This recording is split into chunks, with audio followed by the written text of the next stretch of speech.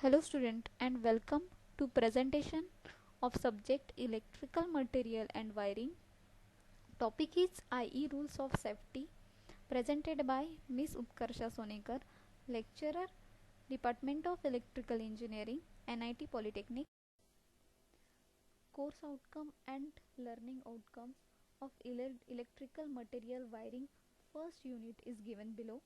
The course outcome of first unit is follow safe practices when undertaking electrical work, and the learning outcome is to understand about various IE rules related to safety, and second learning outcome is to understand about need of safety rules for protection of equipment and human body. Then what is Indian Electricity Rules 1956?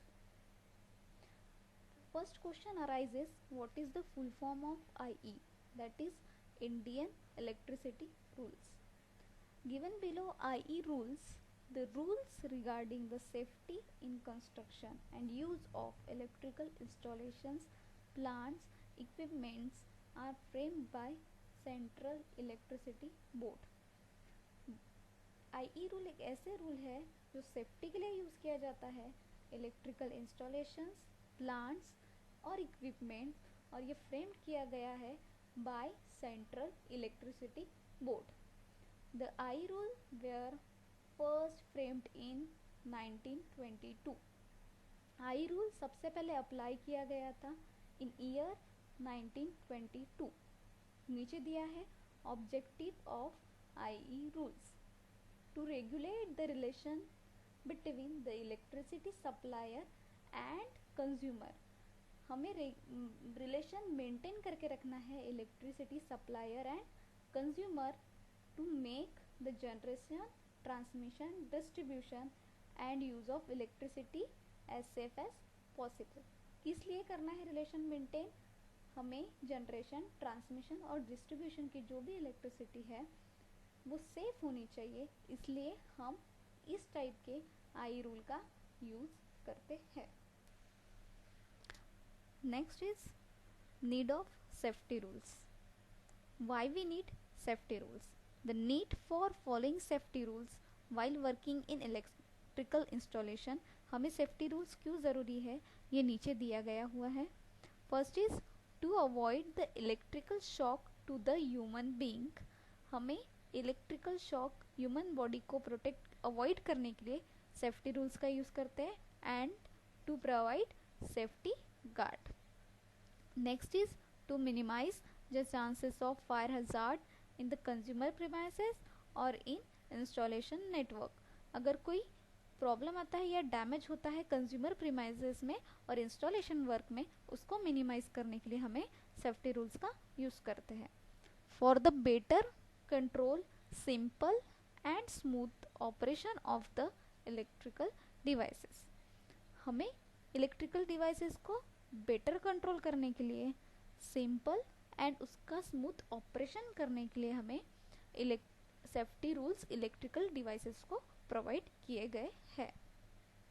Next is to minimise the chances of mechanical and electrical accidents. जो भी mechanical और electrical accidents हो रहे हैं in electrical engineering या electrical work के पास, उसको मिनिमाइज करने के लिए हमें सेफ्टी रूल्स प्रोवाइड किए गए हैं. आई रूल्स, कुछ आई रूल नीचे दिए गए हुए हैं, हमें उनमें से कुछ आई रूल याद रखने हैं. It is very important. Then first I rule is IE रूल 3, number 3, that is authorisation. Next is I rule 29, that is construction and maintenance of electrical supply line and apparatus. Next is I rule 30, that is service line and apparatus on consumer premises. Next is I rule 32, identification of earthate and earthate neutral conductor and position of switches and cutouts. Next is rule number 33, that is earthate terminal consumer premises. Next I rule 35, that is danger board notices. Next is IE rule 37, that is supply to vehicle and cranes etc. Next is IE rule 42, that is accidental charges. Rule 3 है authorisation. Above हमने कुछ पिछले slide में कुछ rules देखे हैं, उसमें से कुछ रूल्स अभी एक्सप्लेन किए हैं। जैसे रूल 3 ऑथराइजेशन, इसका एक्सप्लेनेशन दिया है। No person shall be authorise to operate और undertake operation and maintenance of any part और whole of generating station of capacity 100 megawatt and above together with the associated substation unless he is adequately qualified and has successfully undergone the type of training। इसका ये मतलब होता है जो भी person generating station चला रहा है जिसकी कैपेसिटी 100 मेगावाट है एंड अबव है, तो उस इंसान को पहले उसकी नॉलेज होनी चाहिए और उसने ट्रेनिंग करनी चाहिए, तो ही वो इस टाइप के जनरेटिंग स्टेशन डाल सकता है। नेक्स्ट रूल है rule 29, that is construction and maintenance of electrical supply line and operators. इसका एक्सप्लेनेशन दिया हुआ है। Where death is caused by electrocution on account of defective insulation of an electric pump and the electric earthing system, the principal of the institution, its secretary and chief executive of the governing body of the institution where the accident take place are all liable to prosecution। इसका ये मतलब होता है कि जो भी institute है वहाँ पे कोई भी गवर्निंग बॉडी ने जो भी इलेक्ट्रिकल सप्लाई लाइन है या फिर जो भी ऑपरेटर्स है उसका प्रॉपरली कंस्ट्रक्शन करना चाहिए और मेंटेनेंस करना चाहिए। इनकेस ऐसा नहीं होता है तो वो लॉस होता है इक्विपमेंट के साथ साथ ह्यूमन बॉडी को भी, जैसे आपको नीचे एक वीडियो में दिया गया है।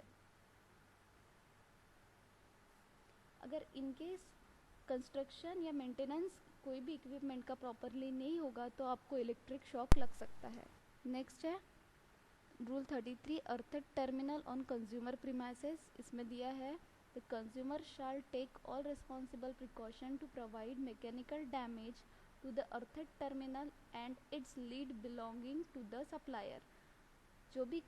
जो भी मेन कंज्यूमर है उसको जो भी सप्लाई दे रहे हैं वो एक प्रिकॉशन के साथ देना चाहिए और ध्यान रखना चाहिए उसका कोई भी मैकेनिकल डैमेज ना हो। अगर ऐसा मैकेनिकल डैमेज होता है या वहाँ पे कोई भी प्रॉब्लम होती है तो वो प्रॉब्लम ह्यूमन बॉडी के साथ भी हो सकती है या फिर इक्विपमेंट के साथ भी हो सकती है। ये नीचे के वीडियो में दिया गया है, आपको इस तरीके से आपको शॉक लग सकता है। नेक्स्ट रूल है rule 33, that is danger notices. आपको डेंजर नीचे दिया गया है, आपने ये देखा भी होगा, ये डायग्राम नीचे जो दी है जहाँ पे लिखा है खतरा, ये होता है डेंजर नोटिसेस।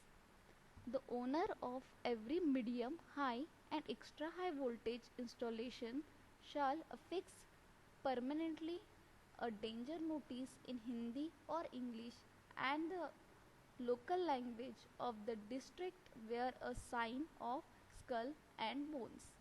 क्या होता है, जो भी एक इलेक्ट्रिकल इक्विपमेंट हम इंस्टॉल कर रहे हैं जिसका वोल्टेज हाई है, लो है या फिर मीडियम है, जहाँ भी फिक्स कर रहे हैं वहाँ हमें एक डेंजर नोटिस लिखना पड़ता है। वो लोकल लैंग्वेजेस में हो सकता है या फिर हिंदी और इंग्लिश, और उसका साइन आपको नीचे दिया हुआ है विथ स्कल और क्रॉस में एक बोन्स नज़र आ रहे हैं जो आपको दर्शाता है कि ये है डेंजर। नेक्स्ट आपको समरी एंड असाइनमेंट दिख रहा है, तो आपको चार जो रूल्स है यहाँ एक्सप्लेन किए। जैसे रूल 3 ऑथराइजेशन आपका एक्सप्लेन किया है, rule 29 construction and maintenance of electrical supply line and operators आपका एक्सप्लेन करवा दिया है, रूल 33 अर्थड टर्मिनल और कंज्यूमर प्रीमाइसेस एक्सप्लेन किया है, रूल 35 डेंजर नोटिसेस ये भी एक्सप्लेन किया, नीचे में आपको असाइनमेंट दिया गया है। ये प्रोग्राम आउटकम है फर्स्ट यूनिट के, ये फर्स्ट स्लाइड के प्रोग्राम आउटकम आपको दिए गए हैं। Thank you.